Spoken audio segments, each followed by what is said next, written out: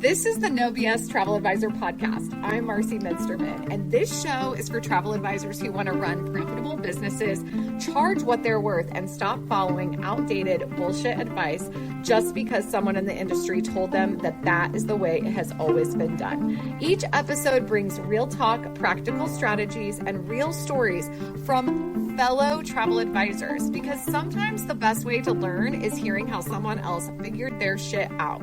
So let's get to it. Hey, welcome back to the No BS Travel Advisor podcast. Today, I've got someone who embodies exactly what the show is all about. Travel advisors juggling real life, a demanding career, family, health, and still building a massive travel business. I'm talking about April, founder of the Vacay Way, who has only been at this a year in July, and it's October 2025 for reference. She has over 600,000 in sales, is on track to hit her first million very soon. But what makes April's story so powerful isn't just the numbers, it's the life she's building alongside it and how she's doing it. From being a nurse to homeschooling her daughter, caring for her mom, and even managing her own health journey with ADHD and anxiety, April shows us what this is all about, that you can create something that fulfills you and really puts meaning with this work. So welcome, April. How are you? I'm good. Thanks for having me. I'm so excited to be here. We are so excited to have you. So let's just start with the fact that you are a full-time RN. Yes. And clinical operations manager. That sounds really intense. So tell me about your just day-to-day life, not to mention mom, wife, all the dog mom, all the things. So yeah, just exactly. Tell me about that. As I sit here with my RN job open on Teams right now, hoping there's no emergencies. No, so I am so thankful that I'm not bedside and I don't have to work in out of the home. So I do work from home for the past 5 years, but it's a lot. It's a lot to be in management, especially in the healthcare field, and a lot of responsibility on top of everything that's at home. So I have a husband of 15 years. We have 2 dogs. We have an almost 12-year-old who's still at home because she has been homeschooled since kindergarten. We actually started charter school this year, but she's still at home for charter school. But she's got a classroom in the basement, so I'm not teaching her this year, which is a freaking relief. That's a big change. Yeah. That's a very big change. Yes. Okay. She's in 6th grade. I was like, I'm not smart enough for 6th grade teaching, so you need real teachers. That math beyond like 3rd grade is so hard. I don't even know how they do it. And Jude's in algebra 2 or something, and she's in 8th grade, and I was like, I barely scooted by algebra in high school, so I don't remember it. 5th grade last year, I was like, man, this is very humbling. I can only imagine. Yeah. And then we've got my mom lives, it always sounds so creepy, but my mom lives in my basement. She has an in-law suite. We know you're not just like locking her in the basement, April. It's okay. Like when I tell people that, I'm like, I promise it's not creepy. She can come out on her own. No, we took her in when my dad passed almost 8 years ago now. Literally, same day, packed her up from Virginia. Well, that was in Northern Virginia, and we lived in Virginia Beach at the time. Well, I'm sorry for your loss and your mom's loss. Thank you. So she's been with us. It's been a lot, but I get by. I make it work. Yeah, I thrive in the chaos. Absolutely. Yeah, I mean, I think that it's common to, especially for women our age, to be in that middle, like where we have to take care of our parents and our children at the exact same time. Yes. We're going through something really similar, and my mom doesn't live with us, but she's here with us several months of the year, and the other half of the year, my father-in-law is here, or like the other third. So it's like thirds. So I can completely relate, not the full-time thing, but I definitely understand having that pressure of taking care of lots of people at the same time. Plus you're running this business as a travel advisor, and as with so many of us, like the ADHD is strong. I mean, my guest last week and my guest this week and my guest 2 weeks ago all have been diagnosed with ADHD in like the last, 20 years. It's definitely one of those things where we're navigating it all at the same time. Yes, and it's very eye-opening, but it's taught me a lot. And I just got my ADHD diagnosis a couple of months ago, and I was like, I was so thankful. I was like, thank gosh, like I finally have something to tell me why I am the way that I am. And I'm managing it now. So Yeah, my That's medicine might kick in awesome. here in a little bit and I will be off the walls. You're going to be fine. It's definitely worth having the diagnosis so that you can actually manage it, because I think we were just taught to like figure it out, and we didn't know that our brains were different. And Yep, it's exactly. definitely been a game changer to know what's going on. So I'm really glad for yeah. you. But you're basically you have like 3 full-time jobs. I know. And you're out here like booking luxury honeymoons and anniversaries. That's just next level, especially at the sales you're at. And I know a lot of advisors are going to want to know all about how you did this, because it's obviously super duper fast. We typically say that it takes about 3 years to get into a flow of regular clients, but you have jumped that curve. So I would love to dive into that a little bit about how you got to that 1,000 well on your way to your first million in sales, and just tell us a little bit more about how you became a travel advisor and why. It's actually a funny story how I became a travel advisor. I stole it from my husband. Okay. So we started traveling, we started taking cruises, and our friends and family would see us post pictures and they're like, oh, can you help us? How'd you do that? And he jokingly one day said, I should just become a travel advisor, meaning him. And he works from home, but he's away. He's not in the home a lot. So he has a lot on his plate. So I said, let me take that off of your plate and let me research the information for you. And with that ADHD brain, I went full into all the research, and like, that's all that I was focused on. And when I zone in on something, like, I have answers within like a day. Like, that's my research process. And I found the answers. A definitely good fit for being a travel advisor, because you're going to look up every single thing as fast as possible. Exactly. I'm like, I don't have time to sit here and so I did the research. I presented it to him, and then I started the process of signing myself up to be a travel agent and didn't sign him up at first. Stole his idea. I stole it.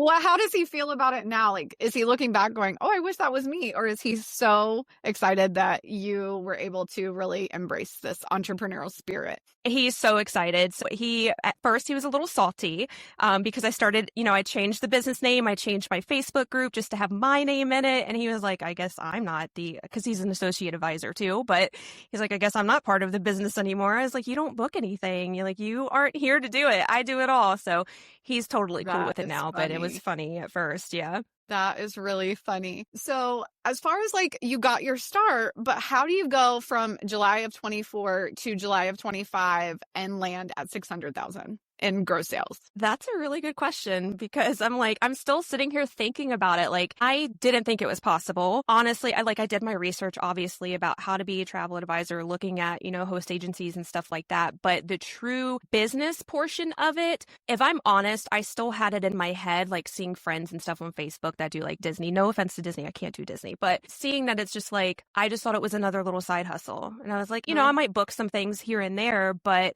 again, when I get into something, I go hard. Like, I go 1,000%. And that's what I did. And I just started hustling. I was looking into any training and every training that I could. My husband actually at first mentioned your name, and I was like, let me look her up.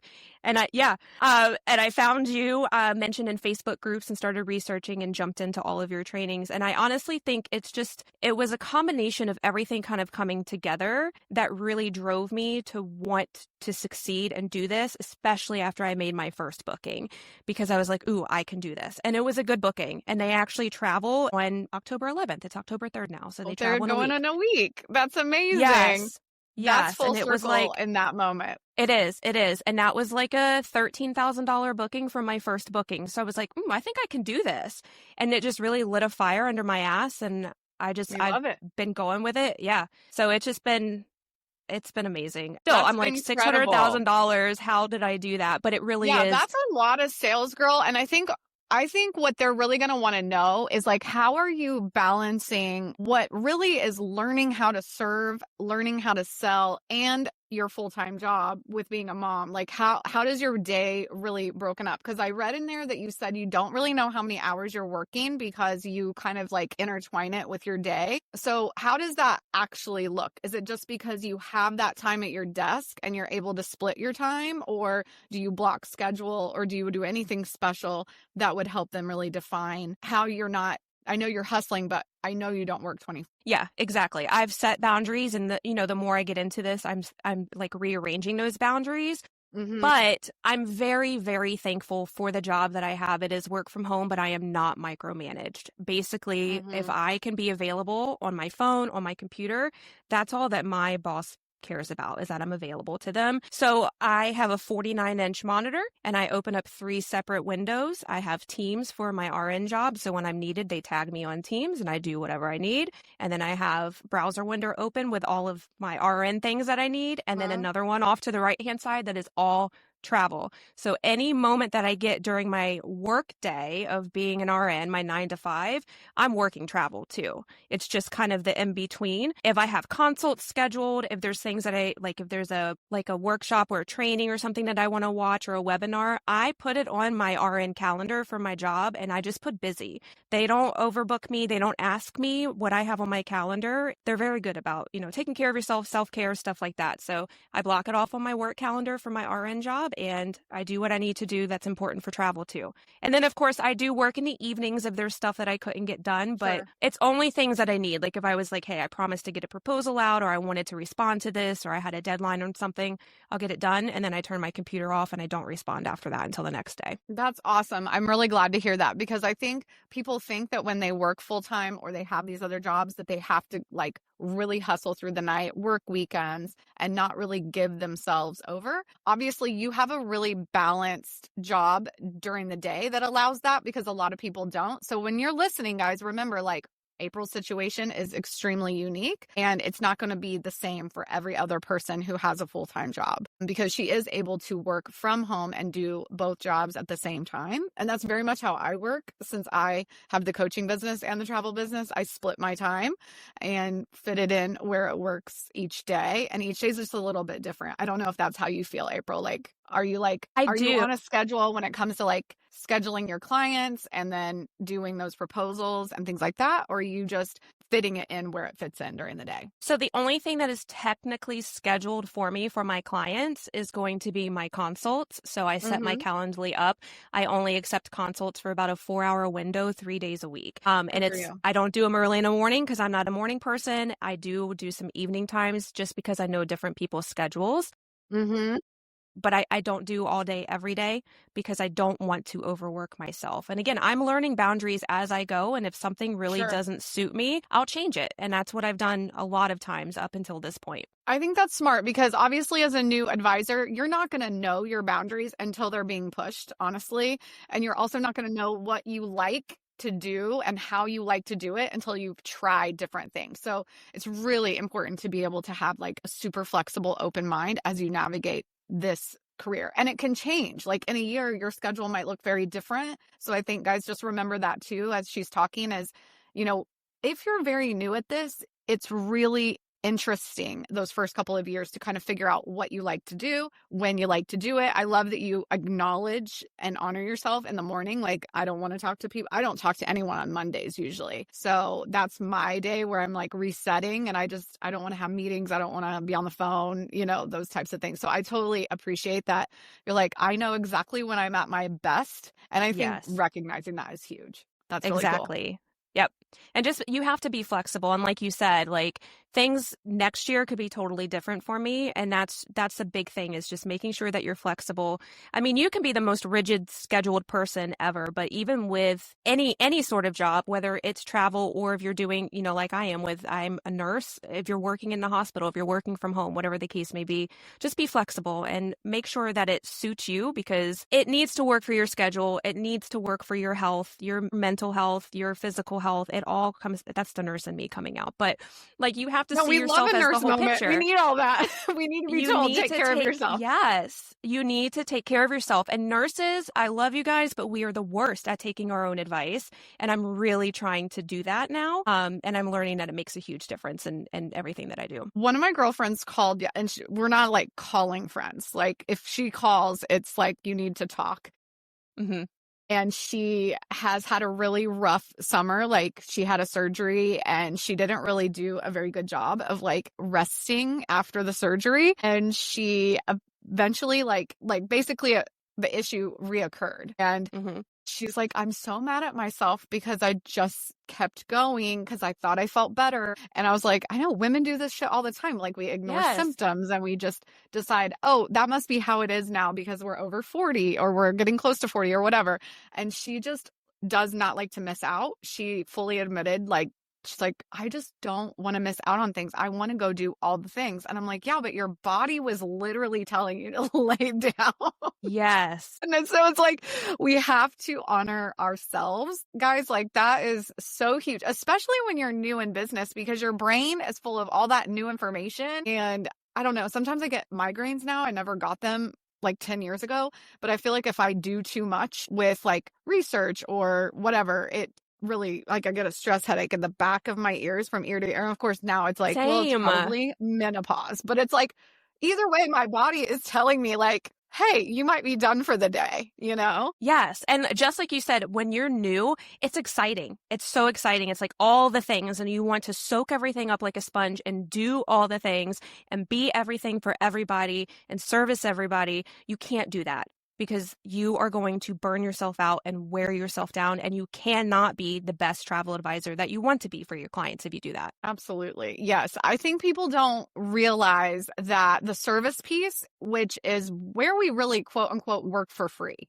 researching and stuff like that is part of the where we earn the commission because we are looking for the right property. And of course, we do hope that they have a decent commission.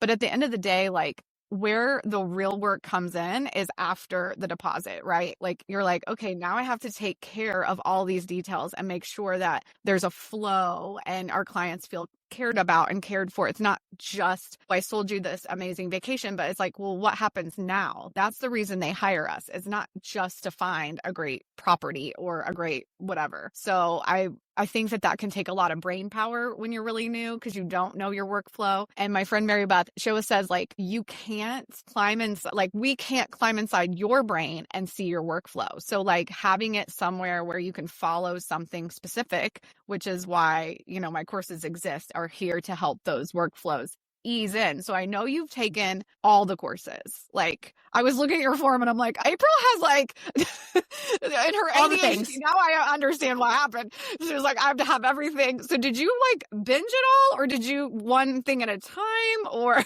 what happened here? Tell me how we got here, girl. So I binged it all. At one point, I don't know if you still have it, but there was like a bundle. So I did the bundle, which had the Facebook course, Proposed to Close, Close to Home. Yes. So I got those. Just redid it. Like I just put those back on my website like in the last 2 weeks. So I love that because like those, if you get anything, get that because those are like super essential. Everything is great. 20% off. It's 20% off all the time. So it was for you too. Go. I promise. Yeah. Pause this, go get it. So I got the bundle and then I started getting into that and I was like, I love this. So then I went and I got commission with a comma, and then you did do the damn air. So I did do the damn air on your first one. And then I just got into lead the manifest. So I'm like, God, if Marcie, that's like I haven't paid full attention to you. I love you guys, but I was like so overwhelmed. It was crazy. It was like getting Taylor Swift tickets, but it was so good. It was so good. No, so I'm like, if Marcie has it, I want to do it because honestly, so and like, you know, everybody, like if people have courses, if people have trainings, they're like, mine is the best. Mine's going to help you. And I've done not only in travel, but in, you know, being a nurse, I've done lots of different types of courses. This is the real deal. Like you are no bullshit and it's very relatable. Because you're a person, like it's not like cookie cutter, you're reading like a robot type of thing that I can get from anywhere. So that's why I think I really resonate with your courses. And I think like, yeah, just your no filter, no BS. I'm like, I love this woman. Like I have to take her stuff. That's so sweet. That's awesome. That's where I got started with the bundle. And literally I got all the things. I'm like, I've got to do it. Yes, ADHD, but also it's worth it. Yeah, it is totally worth it. My courses are not short. Like they are, like each module is anywhere from an hour to 2 hours because I break it down so far that when I first started writing the courses, April, I also am in the ADHD. So my coach, Miranda, was like, okay, but you have to tell them everything inside your brain. And I'm like, what? Like, there's so much in there. She's like, no, she's like, I don't know what happened between this point and this point. Can you tell us? And then, I mean, that's how it got written, because I don't think it would have gotten written without her, because she could see where I didn't tell the thing. So now it comes very naturally to just share every little bit and part. And it's so funny. Do the Damn Air was supposed to be a 2-hour masterclass. And I started writing it and I'm like, there is way more out there that they're going to ask me about. And we're going to end up in a 6-hour Q&A. So I started writing and writing. And then I was like, okay, it's going to be 3 hours. And then it was 4. And then it was 6. And I was like, I'm going to throw up. And so now it's over 2 days because I cannot teach it in one sitting. I tried that in May. It was crazy. And I love that course too for you guys, especially if you're new, because air is so intimidating and the messaging coming into you all is like, oh, well, just don't do it. Let your client do it. And I'm like, whoa, wait a minute. They became travel advisors. Like, they need to understand this piece. So I'm really happy that you dove into all those, because they really are like all the things that we aren't really taught. Yes. Ever. I mean, unfortunately, it's just not in the way that it's taught by me, because it's like, yeah, there's a sales course over here, or there's a product course or whatever, but then they're not telling you what to say to a client when they have a hesitation, or when they are like, I love the sales cue module in Propose to Close, because I'm like, I don't think travel agents know what a sales cue is. And if you haven't been in sales, and most of you guys haven't, like, nurses and teachers are the number 1 and 2. And I'm like, oh, they don't know how to sell anything. We have to teach them this. No offense to you. But obviously you took it and ran with it, because you must have some sales like vibe, because 600,000 is so much. So like, where did you find your 600,000 in sales? Where did you find your people? Oh my gosh. So crazy enough, I would say probably 98% of my clientele come from TikTok. Now I'm getting your like TikTok repeat. is blowing up. Yes. Yeah, So I do get repeat and I get referrals, but those initial clients are coming from TikTok. And they're not budget. They're not budget clients, because I know you specialize in luxury. They're not. So at first, gosh, I could spend all day talking about this. At first, what I thought I needed to do was post all the deals that I was finding, or like I'd see in groups and stuff like that. And I did do that on my TikTok, and I'd get people that it wasn't it. I was working too much. I wasn't doing Propose to Close. I didn't have a calendar. I was quoting in the DMs. And getting a lot of tire kickers and getting ghosted by a lot of people. Or you get those folks that are like, I went 7 nights in Turks and Caicos with airfare and transfers at a luxury resort for $1,000 a person. Okay. I mean, that people just don't understand, girl. Like, they don't. And they are seeing like deals, and in many cases, like the MLMs out there going, oh, you can have this super discounted trip and get your own commission back, and like things like that. And I'm like, even if you got your own commission back on $1,000 trip, it's $100. Like, it's not like we're getting they a don't huge understand. discount. I'm like, I mean, I don't take commission on very many of my own trips, but it's not like I'm saving that much money. Like, it's just not that much when you're already at a lower, like if you're trying to get a cheap trip, like it's not going to make a difference at this point. Exactly. And people also don't understand when you are, and again, no hate to anybody that does like put together things and post it as a deal or whatever, but that's not me. And that's not how I run my business, because people also, you do more time educating that just because I post that there's a deal for a Punta Cana for $500 a person with airfare included, that is one type of airfare from one airport and one type of room category on a certain set of dates. It doesn't mean that when you come to me and you say, well, I want to go over Christmas, it's now $5,000 a person as opposed to $500, and then people get mad at you. Shitty property too.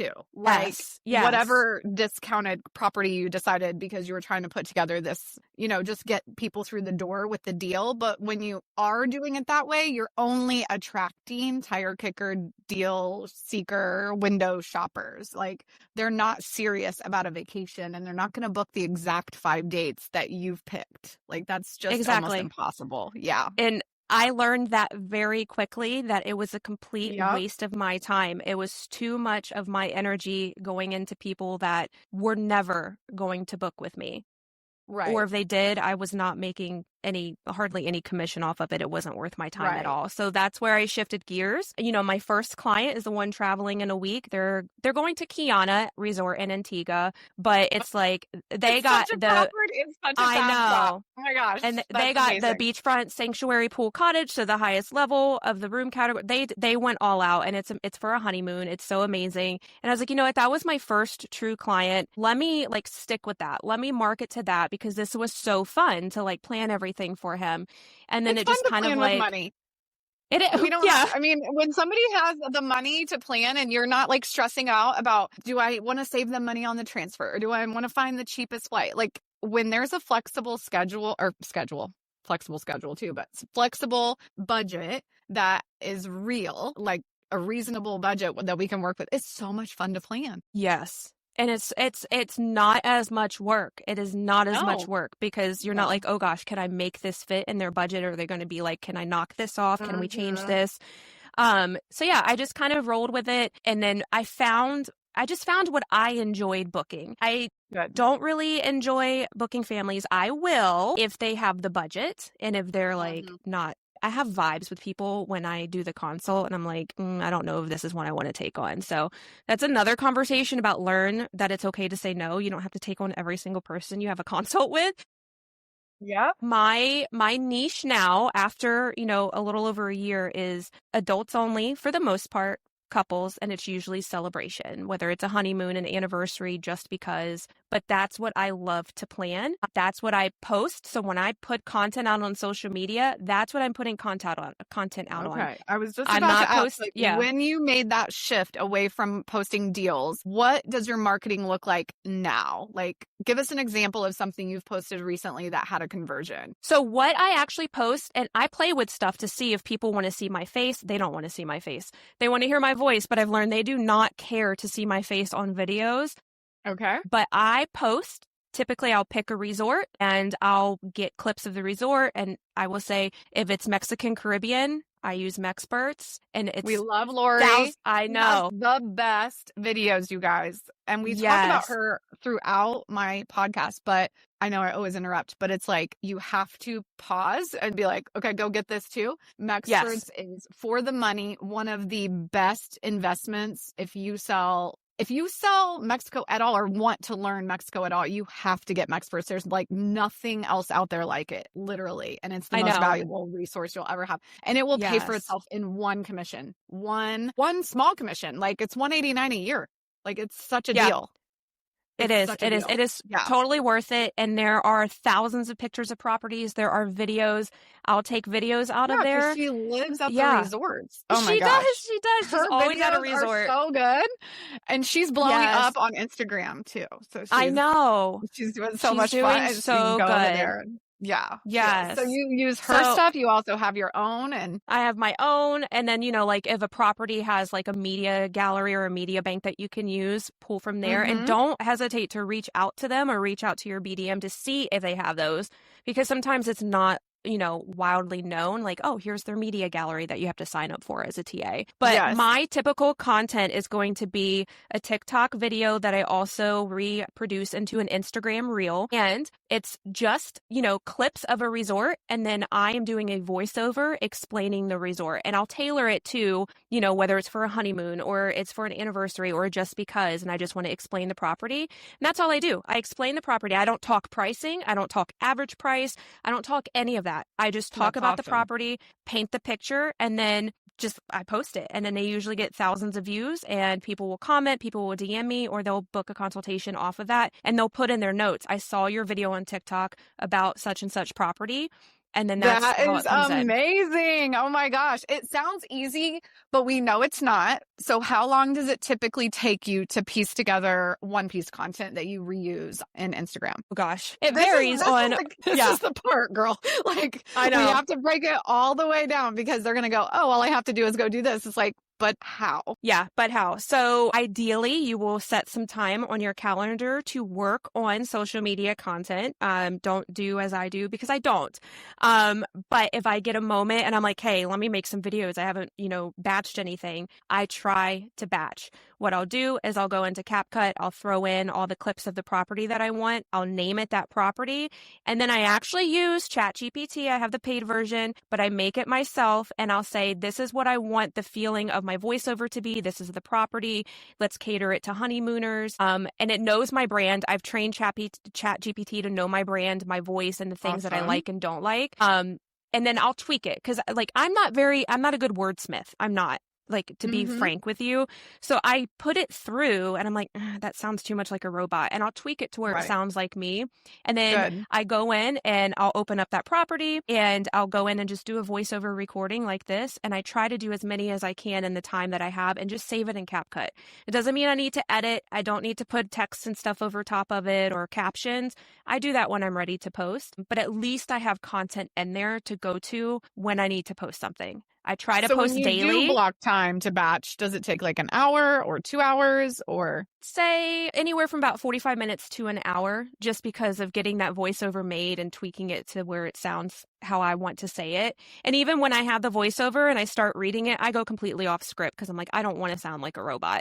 Right. But it gives me that idea of what to say so that I can be clear and concise and not scatterbrained when I'm doing that recording. Sure. So 98% of the 600,000 has come from this type of content. Like it's very, very intentional content, you guys. Like if you're listening to what April is saying, she is very specific in what she chooses to share. She's not worried about the cheap vacationer anymore. She's like, that's not her client. She doesn't care if they're following her or not. She is getting and attracting luxury clientele on TikTok because I think there is a belief out there that it is very difficult to reach the luxury client in social media spaces, but you have obviously found quite a few clients this way. Yeah. They're there. They are there. And I don't always post like a high dollar luxury property. I do post those and it's usually like the private islands. And, that are $7,000 a night. I will get people that inquire about those. But you'll also get comments on social media of the people with negativity that say it's $6,000 a night. Nobody can afford that. And I'm like, yes, they can because they reach out to me. Thank you for the content. Thank you for the engagement. Exactly. I don't delete those. That's fine. I don't go back and forth with them. Like, I won't argue with them, but I'll put a response and I'll be like, this is a luxury property. This is a private island. It's worth it. Right. And also, it would not exist if people did not go. Like, I say this all the time when people are like, well, how do you sell beaches, Turks and Caicos, for example? It is so expensive. It is so this, it is so that. Jade Mountain, Bora Bora, these over-the-water bungalows. Yes, they're $5,000 a night sometimes. Well, they would not be able to still be here. They would not have sold out for 2 years straight in Christmas time in advance. Like, you cannot get Christmas 2026 at Beaches Turks right now. And so it's like there is a clientele that exists and there's plenty of them to go around. That's just reality. I mean, I was working with my daughter on a trip, like a fun for a class. So she didn't have a budget. They didn't give her a budget for this 2-week vacation, wherever she wants to go, but she has to lay out each day what they're going to do, when they're going to do it, how long they're going to be there, and what hotels and stuff. And of course, I was like, well, where do you want to go? She's like, I want you to help. Italy. Of course, that's your thing. So we decided to plan this and we were looking at the Four Seasons in Florence. And of course, I want the Duomo view. So I was like, Jude, we got to get the Duomo view. $8,700 a night. $8,700. And I'm like, okay, this is just because you can reach out and practically touch the Duomo. Like, it's the craziest room. And it's just a normal room. I mean, it has a tub and it's larger than your typical European hotel, but like, there's nothing included, no breakfast, like no, all your fees are extra, like, and it's sold out during certain dates. Like, we had to look for the right dates to even get to stay in there. And I'm like, well, this is Four Seasons. They exist for a reason, and there is a clientele there. Yeah. There is. So don't think that there's not, and don't think that they are not on social media just because they're luxury and they have the budgets for it, because they're there. I get folks, look, I Google my clients before I get on a consult with them. Always Google. Always run it through the Google. And it's not to be like, do they look like they can afford? Where do they work or anything like that? But I'm just curious who they are and what they do. Or sometimes if I don't do it before, I do it after once they give me like where they want to go and what the price point is. And I find out that some of my folks are like high level execs at major corporations. And I'm like, I go to my husband, I'm like, oh my God, this client that I just got off the consult with is like from this major sports franchise. This one's from this, like, it's insane. And they found me on TikTok. So they're there. And that's amazing. And they're going to start referring you. You're not even in your referral era yet. I know. Like, I've had a couple. So new.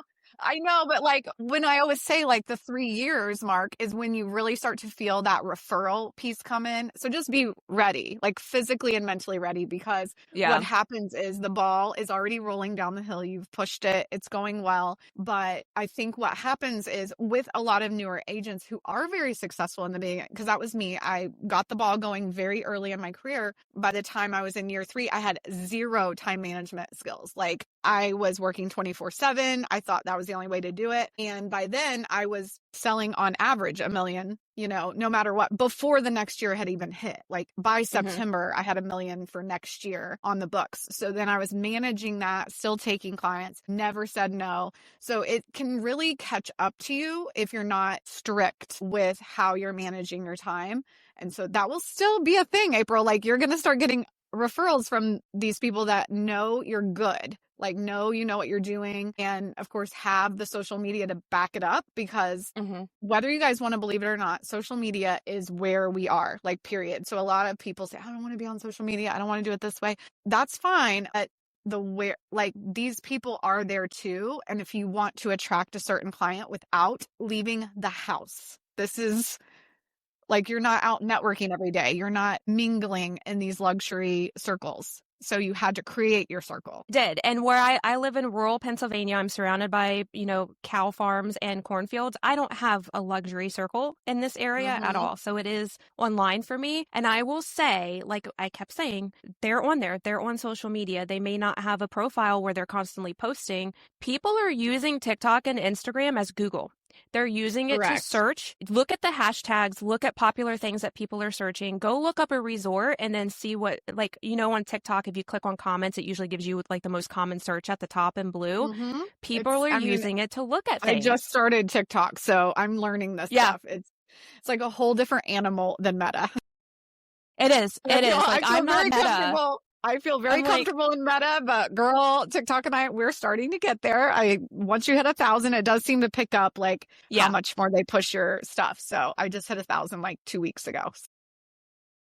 Congratulations. I know. You can put a link in your bio. Sorry. On that account, I want to say I have 24K as of this morning. So I'll be honest with you. When I started on TikTok, I have my own personal following for a separate reason, for my health journey, my weight loss journey and stuff like that. But I never intermingle the two and promote, because that following is not a travel clientele for me. They're there just to see me in my life. They're like, cool, you travel. And like the times I've tried to get people to come on a cruise with me. I'm like, let's make it a TikTok cruise. Nobody cares. They're like, whatever. Right. So they're not my clientele. So I do not intertwine those two accounts. So don't think I've got 89,000 on my personal account. That is not translating to my travel account. I posted daily for 30 days. I made a TikTok video for 30 days. I interacted, or once a day for 30 days, interacted with comments. And I went from no following on that account to 16,000 followers in a month. And then it's it's growing, but it's a slow grow now. And it's more so people are like, because I've niched down. I only put out specific content. So if they're looking for that, they're following me. Their friends are tagging and stuff like that. And they're finding me. Yeah. April, that is amazing. I'm so glad we dove into this. We had somebody on last season that also has quite the TikTok following. And I know this is a question all the time. And sadly, I can't answer it because I'm learning TikTok too. And it was a choice I recently made because I did not want to get on TikTok. I was avoiding it. And it's not because I hate TikTok. I actually love to scroll, but just the additional output of more content. And I probably create 30 pieces of content a day. So in every other space I'm in. So I was like, what? I now have to create something different here too, like with a different vibe, a different energy, because TikTok's entire algorithm is so different. So it's been, but the thing I always tell people is you don't have to do it all at once. So if you're listening and you're like, well, I'm building my Facebook group or I'm on Instagram, you get to pick but her point and our point is that pick one, stay committed. That's my advice always is like, if you're going to do something, stay committed for 30 to 90 days. And then if you start to see a change, stay with it another 30 days. Like, don't just throw in the towel after 2 weeks because you don't get a lead from it, or, because it takes time. Yes. 100%. And like TikTok, I spent the 30 days, I grew that following so that I knew that, people were watching and it was showing up on algorithms. And then I go back and forth between Instagram and Facebook because I'm not really good with Meta, but I'm trying to focus more on Instagram right now and build that. I don't have a lot of followers on that account. Because honestly, I'm not putting the effort in, but I know there's people on Instagram that are searching and the algorithm is different. You can use more hashtags. It's more niched. They've got, what is it? Threads or something is another thing that's attached to it. And you can actually post, depending on what it is, on both places at the same time, and then link it up to your Facebook if you want to. If you're so I'm trying to focus on the one platform, and then I need to go back to my Facebook group and really hone in and focus on that. I do like I kind of piecemeal it. I'll go back and forth to like your Facebook groups program, and I'll read some stuff. I'll pull from the Trello and I'll post in there, but it's steady. And there I have like 150 people in that group, in my private group, I would say. And there's people that interact, the same people usually, like my top 3 people. And I'm grateful for them for interacting. But again, I'm like, I've slowly like told myself, like, don't expect it to change overnight. I'm not spending the time on my Facebook group. I'm not spending the time on my Instagram. It's not going to look like my TikTok, where I literally 30 days, every single day, I made a point to post. If I went to bed and I was like, crap, I didn't post, I put something together really fast just to get it out there. Yeah. It doesn't have to be a masterpiece. It really doesn't. It can be a 5-second clip with a trending audio and hashtags. People come and see it. Let me tell. Look, I'm going to pull this up. I have the weirdest thing that hits, like the weirdest stuff of mine hits, and it's usually more on the personal side that tends to get like more clicks. But I think TikTok definitely requires you to show up, especially that first 30 days. So if you are thinking, I want to try this, that's great. But make sure you have the time invested, like set the time aside. Because if you don't set the time aside, you are more likely to let it fall apart. Like that's just how it is. But when you're new, you guys, you have to be marketing like 90% of time. I used to say, like I say a lot of the times, it's at least 10% of your week. But when you're brand new, it is so important to be where you want to be all the time, as much as possible. If you don't want to be networking, if you don't have time to be outside your house, because that's the only way the name is getting out there. And you can't worry about, I'm posting too much, or I'm this in their face, or I'm that in their face. It's like, it doesn't matter. Because they get the choice to keep watching or to unfollow or whatever. And we just have to keep doing the thing to get to the results that we're looking to get to. I mean, that's the bottom line. So, okay. And like, well, this has been awesome. So I know. I was going to say, TikTok. Like really quick before we get off of the TikTok stuff, when I said like it does not have to be a masterpiece, I posted a like 5-second clip from Hawksbill Resort in Antigua of the pool, just the pool. It's panning the pool. You can see the ocean. I put a title on the screen that said POV, you arrive to your resort and this is the view from the pool. It almost has 1 million views. It has 400 comments and 42,000 likes. That is one of my most active ones right now. It was just like, let me post something. I posted the pool and POV, this is your view. And I get people that book consults and say, I saw that resort and I want to know, can I go there? Can you get me there? I love this. I'm so proud of you. Like, it is so insane to really just see the results of what, all this effort that you put in, this like your ADHD pays off. Like if you can hone in on something and really commit. And I think what's important about what April is going through right now is, or, she's learning as she goes, is really just honoring the things that she enjoyed.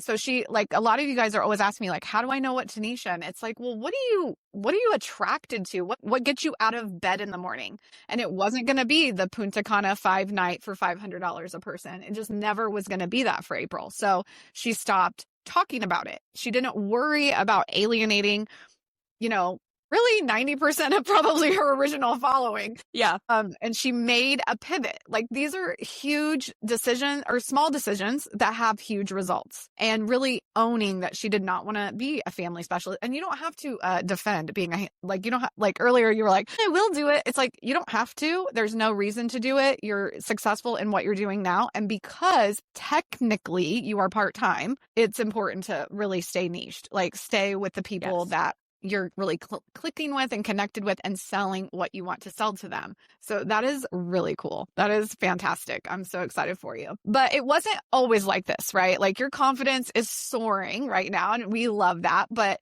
I know you had some imposter syndrome. So let's talk a little bit about those struggles, because obviously people are listening like, oh my gosh, she just has it all together. She has this great confidence. She got on TikTok. She just went for it. And so what kind of, just tell us a little bit about that part of your story. Okay, y'all, let's pause for a quick break. I know you are tired of fucking hustling for scraps and feeling stuck in the TA grind. It's time to flip the script, y'all. Commission with a Comma is your no BS guide to building a travel business that pays you what you're worth. Imagine working with high-value clients who trust your expertise and don't blink at your fees. This course gives you the tools to attract them, negotiate commissions that make sense, and upsell like a pro, so you can finally see those commas in every paycheck.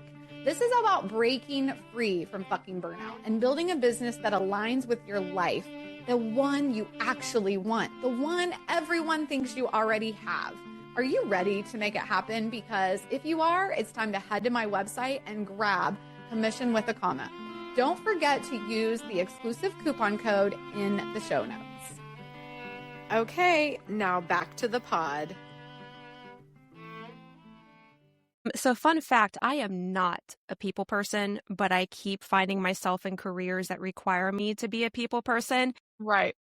Even working from home as a nurse, I still have to interact with people on the daily just from a computer screen. Mm-hmm. And, a travel advisor, I may not have like a brick and mortar where people are coming in, but I'm still communicating with not only my clients, but suppliers and properties. I don't like people. I love you guys, but I don't like people. So confidence was not always there. I'm still working on it. I told Marcie when I got on the pod this morning that I was shitting my pants because I was so nervous. I was like, what? You look great. What's wrong? She's like, oh my God. Like I'm really, really working on it. But in the beginning, even when I started making those bookings and I would see, the commission amount go up, and it may not even have been the commission amount. Sometimes it's just whatever their price point was and that total booking. And I'm like, how in the hell did I do that? Like, it just felt like I was cosplaying a luxury travel advisor. I was like, this should not be me. I'm new. I don't want to say nobody knows me, but it's like, I'm new. It's not like I've been around for 15 years and I have this huge brand name that people know all over the world. It's just, I'm the Vacay Way in Pennsylvania and you find me on social media. How am I booking this? And it just felt like I shouldn't be able to do that. Look, so we're going to get real, but a lot of stuff stems from, I'm a serial entrepreneur. Okay. And that's probably from, my then undiagnosed ADHD. I'm very passionate about the things that I like. Okay. So if I see something and I'm like, I really love that. It started with crafty things where it's like, I'm not spending the money for this in the store. I can make it myself. And I would make it. I'd be successful. I'd be really good at it. I'd turn it into a business. And then I would burn out. But it was because I didn't love it. I liked it because I was like, this is fun. People want it. People want to buy it. I'm making money. And then I would burn out less than a year and then I'd move on to the next thing. And I kept doing that for so many years until I started this. And even then, I had imposter syndrome. I'm like, my last venture was, I made custom hats, custom cowboy hats and Western hats. And I would hand burn them with a wood burner. And I would do shows. Of those accounts. They're so much fun to watch. Yeah. And I got burnt out. I was like, I like it, but I liked giving a nice product to somebody, but it did not bring me joy to do that. And even then I felt like an imposter because there's huge people in the Western community that make amazing, amazing hats. And I'm like, I'll never be like them. Why are people coming to me? So then I just get down on myself. I shut it down and move on to the next thing. And then I stole this idea from my husband. Again, once I saw that I could bring these bookings in, people were coming to me. They were telling their family and friends about me, or they wanted to add on another room because they talked about, with their parents, the consult, and she makes this so easy. And they were like, well, I want to come too. Like, have her call me. And I'm like, crap, I can do this. I can really do this. And I've been with it for over a year. It's the longest thing besides my nursing career that I've stuck with. But now you're stuck with it because you booked I know many months in advance. Many months in advance. I've got people, yes. So but I can't leave. Some systems. You needed some systems, you said. Yeah. So that also has probably helped just figuring out all of the different pieces and parts to It does. Like last night, I went against my boundaries and I sent out a proposal last night at 9:30 because I was so excited for it, and she viewed it and we've been chatting about it today. But I still feel like an imposter. It was a $20,000 proposal that I sent out for 5 nights, and I was like, oh, that's my amazing. God. Like she's going to think I'm insane. I was like, but it wasn't her price point. But still, I really don't know how to explain it, but it's like these dollar amounts, these people that come to me, it's like, why? Why me? Why do they come to me? Like, I just feel like I'm not worthy. I don't want to get sappy, but it's just, I'm still in that mindset, even with the clientele and the sales that I have. And, I have the proof in the pudding that whatever I'm doing works and people want to book with me. But I still sometimes feel like, why? Like, why me? Because you have built like no trust factor and you are very approachable, whether you think you're a people person or not. I am also not a people person. And yet here we both are. I understand how you feel because I wake up every day wondering when you guys are going to start like dropping off, like stop following me, stop listening to anything I say. That will never happen. But it's true. Like, it's the same thing. And I think it's because we're both new at what we're doing. I mean, I've only been a coach in travel advising for 3 years. And now it's 3 years all of a sudden. But I still feel new. And I still feel like it's hard. Like, I understand exactly what you're saying. Like, they're trusting you with all of this money. And you feel like you're nobody. Like, you're just some random girl in Pennsylvania. And the thing is like, I used to be a random girl in Indiana. So it's like, why do you guys trust me? Because we show up. That's why. It's consistency. It's owning who we are and deciding doesn't matter what anybody else thinks. We're good at this. We know we can do it. Like you said, you just kept saying, I can do this. I did this. I did that. And then you're like that, just doing the thing and then proving to yourself. And then obviously the financial piece is you are making money at this. You're not making small money. You're making the commission with the comma almost every time. And that also drives you because you're an entrepreneur, because we like to make money. And there's absolutely nothing wrong with that. But I think we have always been taught that we're not supposed to talk about it. We're not supposed to be proud of ourselves if we make it. I mean, girl, like I think I've been having a lot of imposter syndrome this week because of Lead the Manifest. I was like, what the fuck is going on? What is wrong with all of them? I mean, you guys sold that out in 90 some seconds. Like we could see it. Kajabi sold 10 extra spots because you guys were buying it at the exact same time. And I looked at my husband because he was over my shoulder and he's like, Marcie, that's more than 44 people. It's like, no.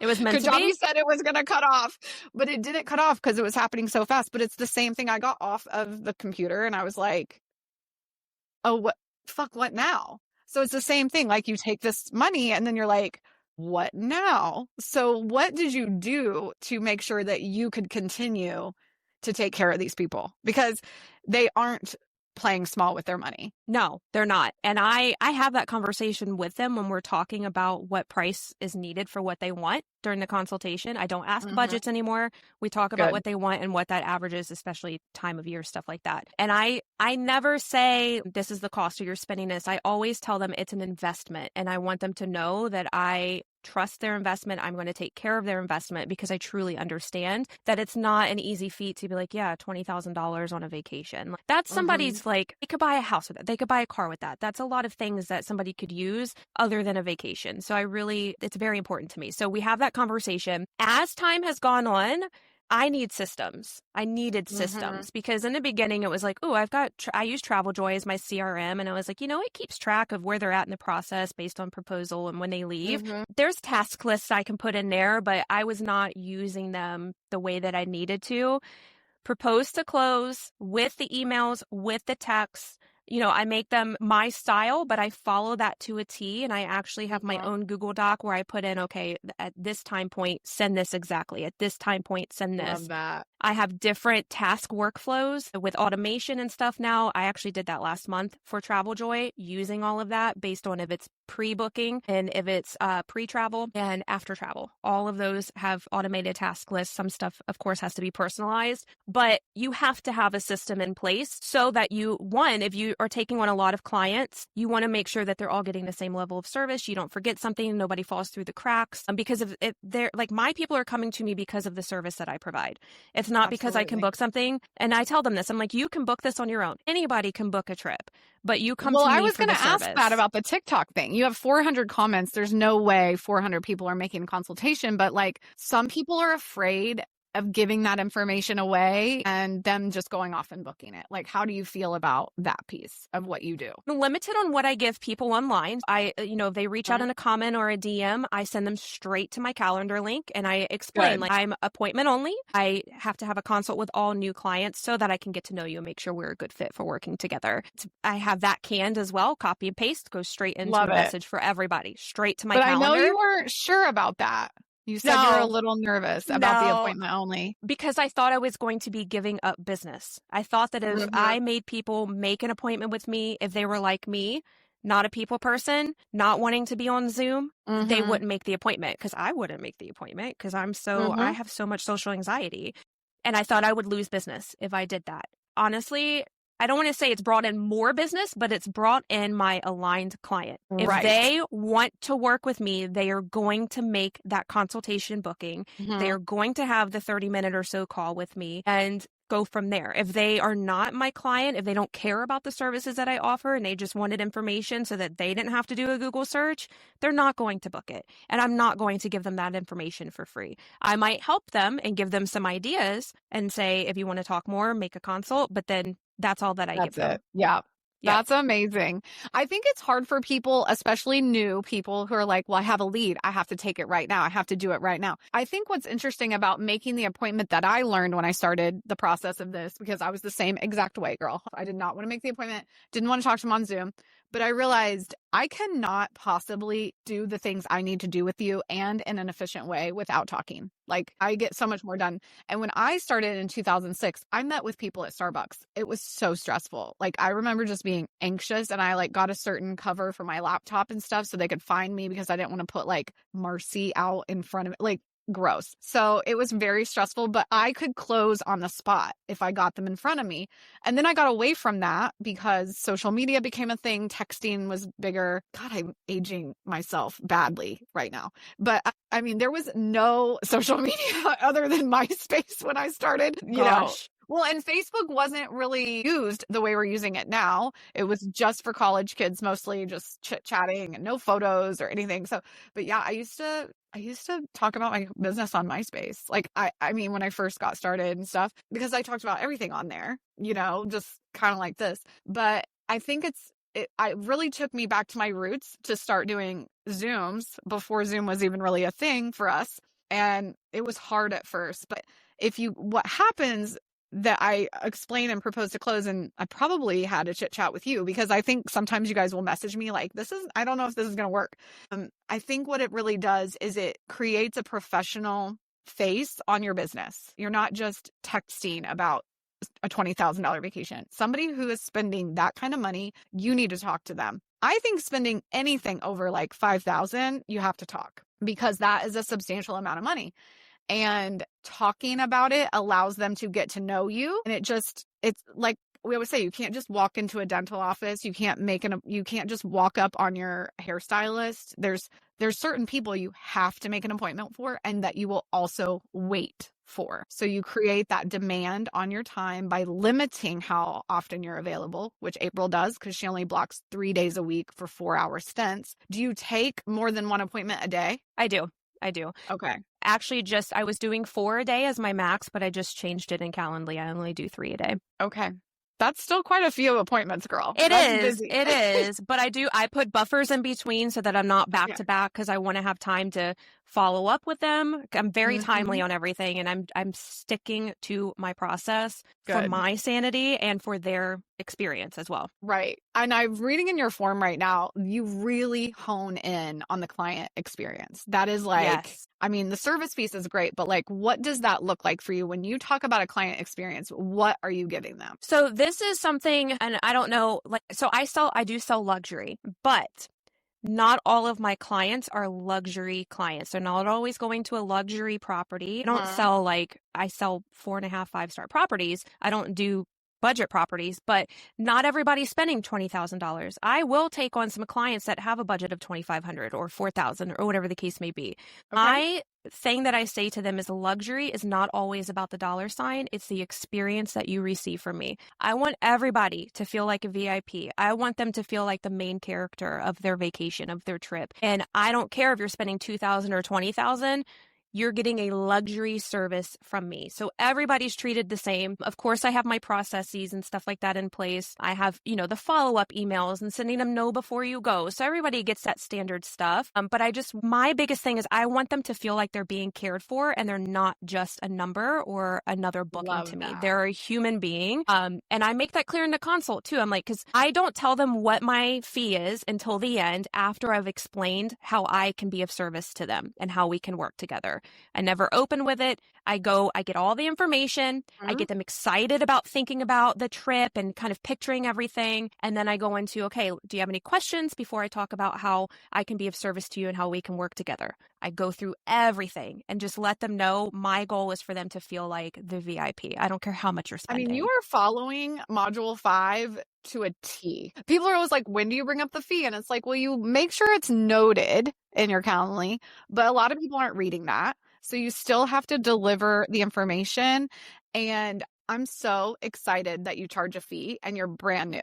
Like, so many agents do not believe they can charge a fee from day one. And this is something I've been pushing hard since I came into the coaching space. I wish someone had told me I could charge a fee, and I had to build up to it in 2020. And I was already doing this for a long time before I ever took a fee. So what is your starting fee, and does it range or is it flat? So I have a flat fee. I'm actually going to increase it soon because the client told me I wasn't charging enough when she heard my fee. After I told her my services, raise it up. Yes. So I actually I was very, very scared and hesitant to charge a fee, but I was like, I have to, because everything that Marcie's saying and everybody else that charges a fee is saying is like, if I go into this and give them all this information and they book on their own, I just worked for free. It might have been only an hour, but I worked for free, wasted my time, and got nothing from it. So cover your time, cover yourself for if they do go off and book on their own, which if you're offering the services and explaining it to them, they're not going to book on their own. They're going to want you. But charge a fee. I started at $100.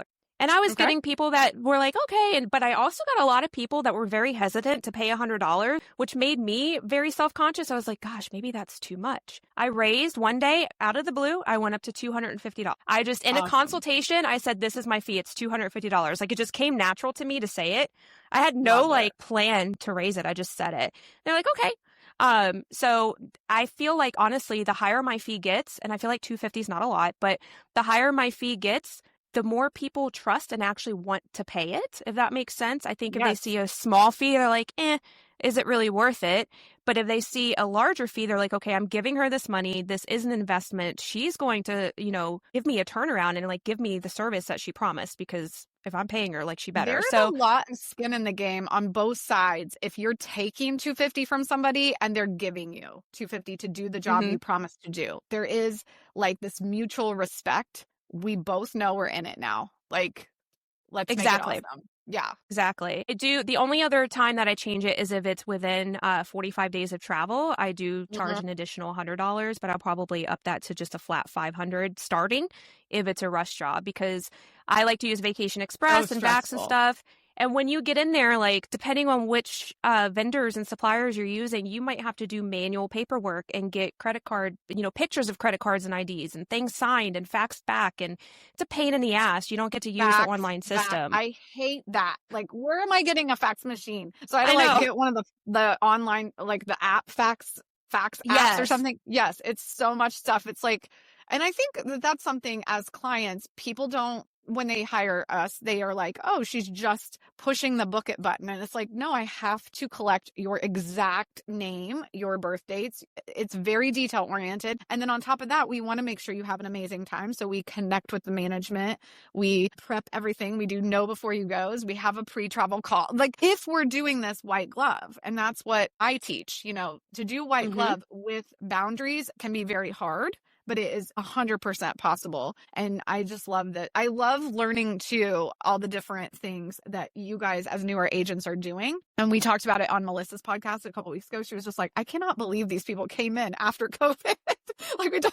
But you guys are not traumatized. So it's like fresh face in the business. And I love that you are not afraid anymore to charge that fee, because it shows the value and the expertise that you have obviously invested in yourself. Like you've paid for all these courses, you are studying these properties, you're connecting with management, and that is valuable. That just doing those activities, and the best way to get the ROI on that stuff is to charge a fee, because you get immediate payment on the time you have invested already. Exactly. And I very rarely get pushback. I will sometimes get folks that you can kind of see the demeanor change once you tell them that there's a fee, it's upfront, it's non-refundable. And they're like, it's usually, I have to pay that before you send me anything. And then I very gently tell them, yes, because you're like, I don't start any work until I'm getting compensated for it, because you could potentially, I'm not saying you will, but you could take it, everything that I send you, and book it on your own. And I've just done all of that for free. And I have the knowledge, the expertise, the specializations, the certifications. I have boots on the ground contacts in all of these destinations that I send you to. Like I have a lot of stuff under, in my sleeves and stuff like that, that I want to get compensated for it, whether you book with me or not. Right. And I'll tell them that. I let them know too, especially you can always tell that's why you do the Zoom calls and hopefully get them on camera. I don't require it. I'm always on camera so they know I'm a real person. Same. Because I don't share my face on my TikToks a lot. I've learned those videos do not pop off. They do not want to see me. They're like, just show me the property. That is hilarious, because I'm always telling you guys they do want to see you, and mine do pop off. My face ones pop off. So I'm like, okay, well, people don't like when my it's face. A they're like, ocean. They're like, April, we don't need your like little head at the bottom. Get out of the screen, April. Why just are show you us on the screen. Yeah. I think it's probably a little bit different, because almost all my stuff is just telling you guys things about the business and not about a resort or whatever. So that is hilarious. But like I will tell them, and I'll look at their face, or I'll listen to the tone of their voice kind of change. And it kind of dictates if I need to kind of explain a little bit more in detail about what my services entail. And I'm not scared to say I'm not a cookie cutter travel agent. And I'm not scared to say it here, like, because we know there are MLM travel agents, there are cookie cutters, there are the ones that do it because they think that they get free travel out of this, which you don't freaking get free travel out of anything. You got to work for it. She's literally sold 600,000, and she's probably never been anywhere for free. I haven't. Yeah, I have not been anywhere for free. Invited somewhere, but you're still paying for things to go if you do decide to travel. Yes. And like there's freebie nights and stuff like that, but I had to work my ass off to earn those, and I still haven't taken them because I've got to pay for the other nights. And they expire. If they're through VE, they expire. And be careful with that VE rewards card, because you can lose it too if you're not paying attention. Yeah. You're telling us, I feel like I have these conversations with you guys all the time, but I really hope you're listening to what April's saying. She's a new advisor. She's doing every single thing I say. Like, everything. Like, that's the reason she's here, because she wrote this beautiful testimonial that I did not ask her to write. And I read it and I was like, well, no wonder she's fucking popping off. She's doing every single thing I say. And that sounds so cocky. Again, imposter syndrome. Like, why would she follow? But this is why, you guys, because I'm not teaching you bullshit. And it's amazing to watch it come to life in front of me. Like, the work I put in so that you guys can be successful is like, I love seeing it. I love witnessing it. Like, bearing witness to it is my most favorite thing. Talking to you guys on here and online and reading your testimonial. Really, I literally reached out to her and I was like, will you please be on the podcast? Because they need to hear that you have done every single thing, the exact thing I've asked you to do, if you want to pop off, if you want to have success. She's doing TikTok instead of Facebook group. for the most part. And that is fine. I never said, like, I do say, like, I choose Facebook group. I think everybody should choose it if you're deciding which social media. But she was already on TikTok. She already understood the algorithm. She already knew that was probably a good place for her. So these are the decisions you do get to make, but it doesn't change the advice that I give. It's like, if you're doing TikTok, you still have to be on there for at least 30 days and put yourself out there and try new things. And I don't know, I'm just so excited for you. Like, it is badass. Like, you're just a travel baddie. Like, it is crazy. It's amazing.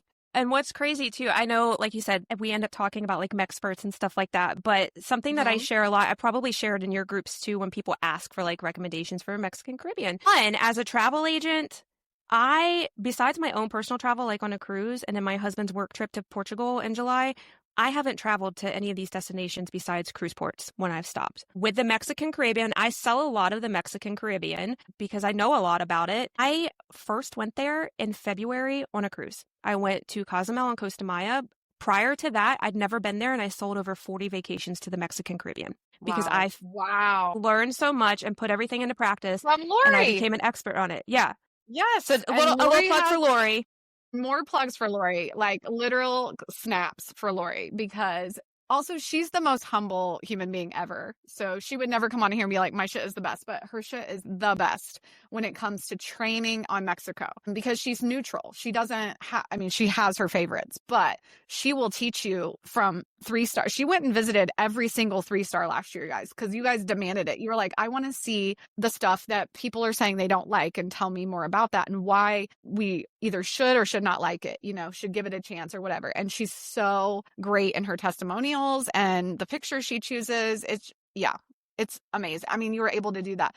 And I do think, yes, you got to travel, but look at April. She's just doing the work. Like, when she has time, she does the work. She follows what we say, like whether it's Lori or me or whoever she's following. And Miranda and I said this last week when we spoke, but Miranda's like, you can hire whoever you click with. You can follow whoever you decide to follow, but you have to pick somebody, because if you don't choose, like, let's be honest, April, if you would have saw me and you were like, okay, I'm going to listen to her, and then I'm going to listen to this coach, and then I'm going to listen to that travel person, like, it would have really convoluted her system, because she would have like been piecemealing it together from like 3 or 4 different spots. And so she chose me, which means she was following everything I said. It doesn't mean these other coaches aren't doing what works for them and what they believe, but you have to pick. If you try to follow everything, every piece of advice you get from everywhere, and we know the advice is rampant and not always great, you're going to get confused. Your client's going to be confused. And that can get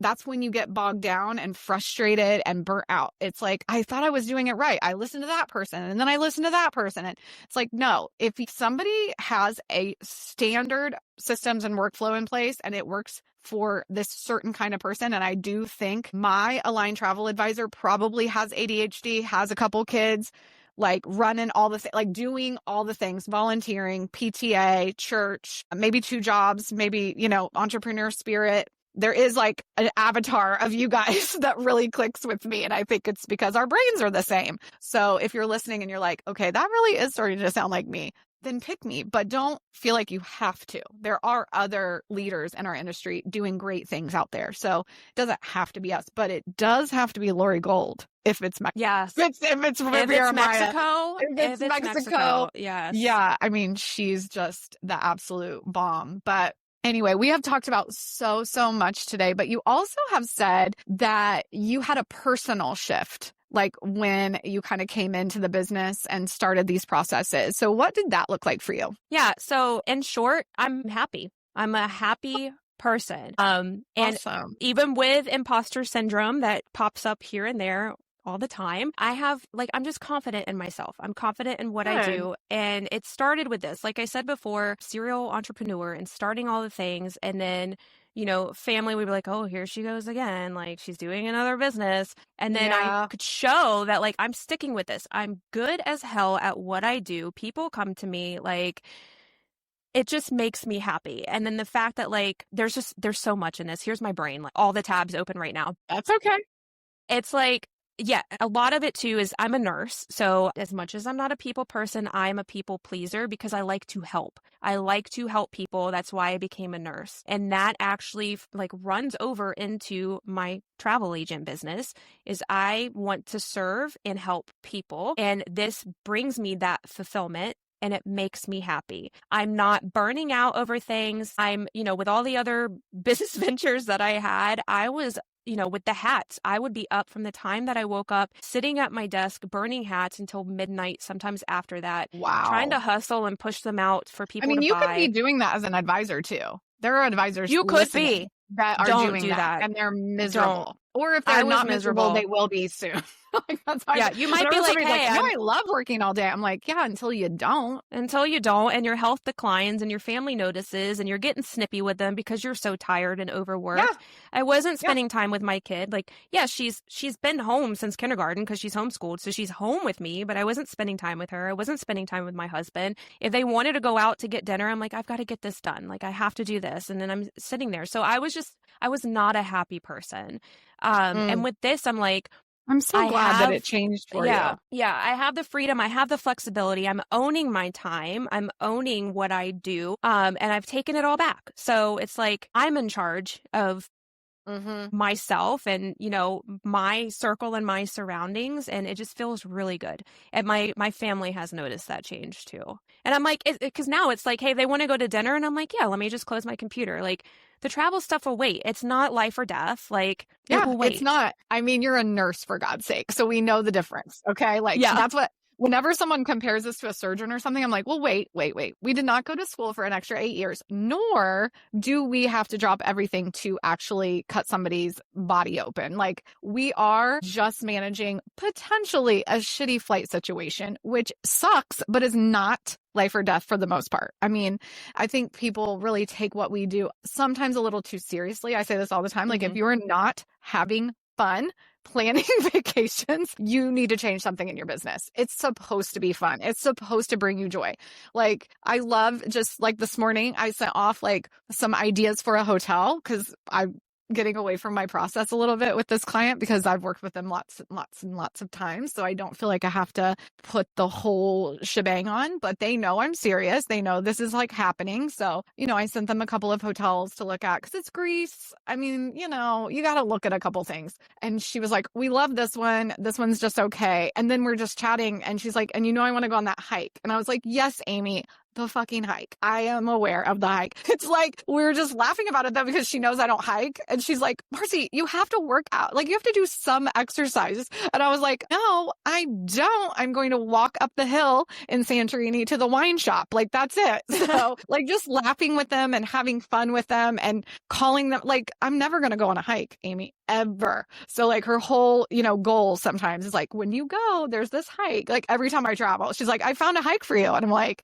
so once you start building those relationships, closing the deal is also a lot easier because there's just that friendly, fun, extra energy. And that's why whenever somebody's like typing how miserable they are, I'm like, well, we need to change the fun piece. Like, we need to bring the fun back because otherwise, you're going to get burnout. And how it happens is you're burning it at both ends. You don't have any calendar control. So that brings us to your 3 free things that they could do today after listening to this. And your 3 things are very popular with the women that come on my show. So let's start with number 1. Charge a damn fee. Charge a fee. The fee. I don't care if it's $1. I don't care if it's $500. We do care if it's $1. It needs to be $150. It needs to be at least $150. At least $150. $50 minimum, but you're worth more than that.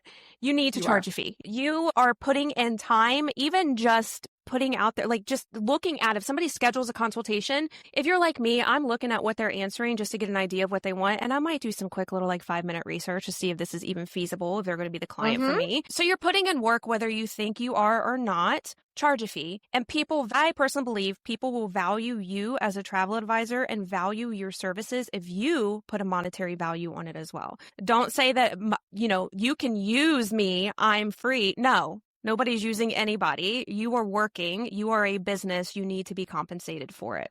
So charge a damn fee. Charge the damn fee. Okay. Number 2 is control thing. You need to get control of your calendar, and you need to start being by appointment only. Be appointment only, take consultations. That gives you the freedom to take back your own time. So you do not have to be overworked. You don't need to be taking on every single thing that comes to you. Limit it. I initially, when I started my calendar, I was every single day. I was like, well, what if people are working during the week and they can't have a consult with me? I need to do nighttime hours. I need to do weekend hours. No, absolutely not. They will find time on their calendar to book with me if they want to use my services. And I am opening up certain times that are comfortable for me to give that time and energy. I am not. You're giving that to them too. Yeah. I mean, they're going to be sitting in front of you. And it's like one of my rules when people talk to me is you can't be in the car. You can't be at your kid's school. You can't be at a softball game because you have to give me that attention as well. My time is extremely valuable. I want to respect. So like right now, all my tabs are closed. I am here with you. That is how this is. And I told April, we're going to be on and around for a couple hours. So, we have to make sure we both have that time to give each other because it's important for the show. And if I was like distracted, and earlier I was doing something because I was looking for a pen and I was like, I probably look psychotic right now, but I wanted to write down main character of your vacation because that's going to be the title of the show.